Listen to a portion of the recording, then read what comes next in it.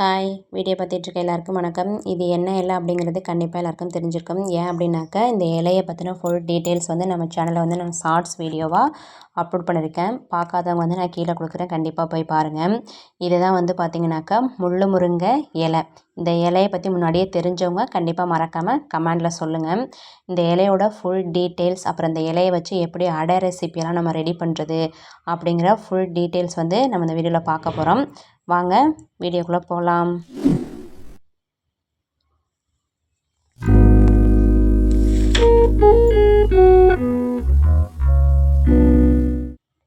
முள்ளு முருங்கை இலையை வெறும் கீரைன்னு மட்டும் யாரும் நினச்சிடாதீங்க. இதை எப்படி சாப்பிட்ணும், யாரெல்லாம் சாப்பிட்லாம், யாரெல்லாம் சாப்பிடக்கூடாது, இதில் என்னென்ன பெனிஃபிட்ஸ்லாம் இருக்குது அப்படிங்கிற ஃபுல் டீட்டெயில்ஸ் இந்த வீடியோவில் நான் சொல்லியிருக்கேன். இந்த முள்ளு முருங்கை இலையை வச்சு எப்படி அடை ரெடி பண்ணுறது அப்படிங்கிறதையும் இந்த வீடியோவில் நான் காமிச்சிருக்கேன். அதனால் யாரும் ஸ்கிப் பண்ணாமல் இந்த வீடியோவை ஃபுல்லாக பாருங்கள். இந்த வீடியோட கடைசியில் இந்த கீரையை யாரெல்லாம் சாப்பிடக்கூடாது அப்படிங்கிறத பற்றின ஃபுல் டீட்டெயில்ஸ் நான் சொல்லியிருக்கேன். அதனால் கடைசி வரையும் இந்த வீடியோவை பாருங்கள். இந்த முள்ளு முருங்கை இலையை வச்சு நம்ம அடை ரெசிபி ரெடி பண்ணுறதுக்கு ஃபஸ்ட்டு நம்ம அரிசி ஊற வச்சுக்கணும். அதுக்கு நீங்கள் 1 கப்பு இட்லி அரிசி எடுத்துக்கிறீங்க அப்படின்னாக்கா ஒரு 1/2 கப்பு சாப்பாட்டு அரிசி எடுத்துக்கோங்க. கொஞ்சம் துவரம்பருப்பு, கொஞ்சம் கடலைப்பருப்பு. சில பேர் உளுந்து, பச்சைப்பயிறு இது மாதிரிலாம் சேர்த்துக்கிடுவாங்க. உங்களுக்கு பிடிச்சிருக்குது அப்படின்னாக்கா நீங்கள் சேர்த்துக்கலாம். சேர்த்து ஒரு 2 மணி நேரம் ஊற வச்சிடணும். இந்த முள்ளு முருங்கை இலை பார்த்திங்கனாக்கா இந்த இலையிலலாம் எதுவும் முள்ளெல்லாம் இருக்காது.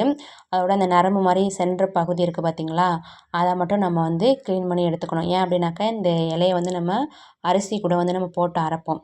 அது மாதிரி அரைக்கும்போது நார் நாராக இருக்கும். அதனால் அந்த சென்ற பகுதியை மட்டும் நம்ம க்ளீன் பண்ணி எடுத்துருங்க. ஆனால் இதோட மரத்தில் முள் இருக்கும். அந்த தூதுவளை இலையிலலாம் குட்டி குட்டியாக முள் இருக்கும் பார்த்திங்களா, அதனால் அது மாதிரி அந்த மரத்துலேயும் அந்த காம்பு பகுதிகள்லையும் குட்டி குட்டியாக முள் இருக்கும். தெரியாதவங்க தெரிஞ்சவங்கள்ட்ட காமிச்சு நல்லா கன்சல்ட் பண்ணிவிட்டு அதுக்கப்புறம் எடுத்துக்கோங்க. ஏன்னா எந்த இலைத்தலைகளை நம்ம சாப்பிடும்போதும் கண்டிப்பாக ஒருத்தருக்கு 2 பேரும் நம்ம நல்லா கேட்டுட்டு கன்சல்ட் பண்ணிவிட்டு அதுக்கப்புறம் நம்ம எடுத்துக்கிறது ரொம்பவே நல்லது. இந்த முள்ளு முருங்கை இலையெல்லாம் பார்த்திங்கனாக்கா கிராமத்து சைட்லலாம் ரொம்ப ஈஸியாகவே கிடைக்கும். சிட்டி சைடு கொஞ்சம் கிடைக்கிறது கஷ்டம். ஆனால் அந்த முள்ளு முருங்கை இலையோட பெனிஃபிட்ஸ் தெரிஞ்சவங்க இப்போலாம் அந்த மாடி தோட்டம் இந்த மாதிரிலாம் வைக்கிறாங்க பார்த்திங்களா, அது மாதிரி இதில் வச்சு சில பேர் யூஸ் பண்ணிக்கிட்டு தான் இருக்காங்க. எனக்கு இந்த முள்ளு முருங்கை இலையில் அவ்வளோ பெனிஃபிட்ஸ் இருக்குது. இதில் பார்த்திங்கனாக்கா விட்டமின் ஏ இருக்குது, விட்டமின் சி இருக்குது, அப்புறம் மினரல்ஸ் இருக்குது, கால்சியம் இருக்குது, இரும்பு சத்து, அப்புறம் நார்ச்சத்து, ஆன்டி ஆக்சிடென்ட், ஃபைபர், இப்படி நிறைய பெனிஃபிட்ஸ் இந்த முள்ளு முருங்கை இலையில் இருக்குது. 90s கிட்ஸ் எல்லாம் பார்த்திங்கனாக்கா இந்த பனி டைமு மழை டயத்தில் கண்டிப்பாக இந்த முள்ளு முருங்கை இலை அடை சாப்பிடாம யாரும் வந்திருக்கவே முடியாது. ஏன்னா கிராமத்து சைடெலாம் பார்த்திங்கனாக்கா சளி இருமல் அப்படின்ட்டாலே இந்த முள்ளு முருங்கை இலையை வச்சு அடை செஞ்சுருவாங்க.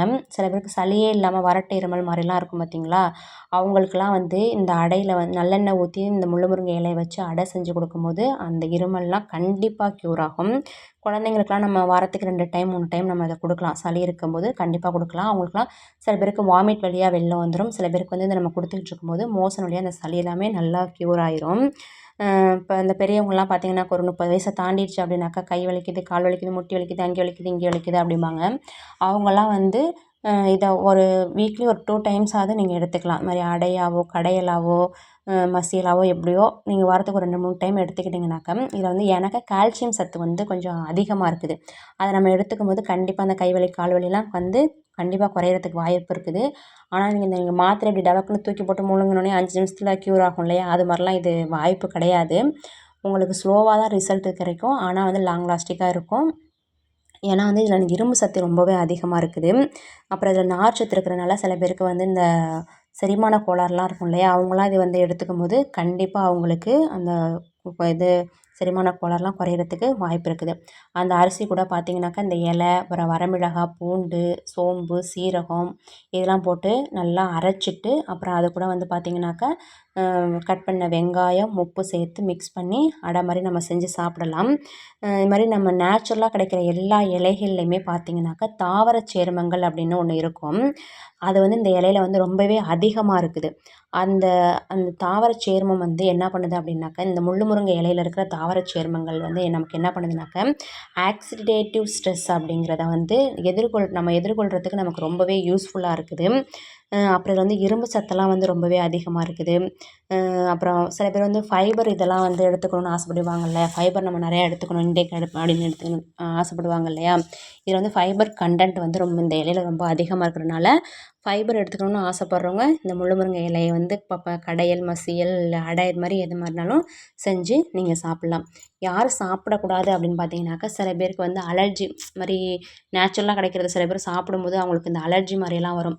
அது மாதிரி அலர்ஜி பிரச்சனை உள்ளவங்க, இல்லை ப்ரெக்னெண்ட்டாக இருக்கிறவங்க, அப்புறம் குழந்தைங்களுக்கெல்லாம் தாய்ப்பால் கொடுப்பாங்க இல்லையா, அது மாதிரி உள்ளவங்க கொஞ்சம் கொஞ்சம் ஃபஸ்ட்டு ஸ்டார்டிங்கில் கொஞ்சம் லைட்டாக நீங்கள் சாப்பிட்டு பாருங்கள். எந்த பிரச்சனை இல்லைன்னா சாப்பிடுங்க.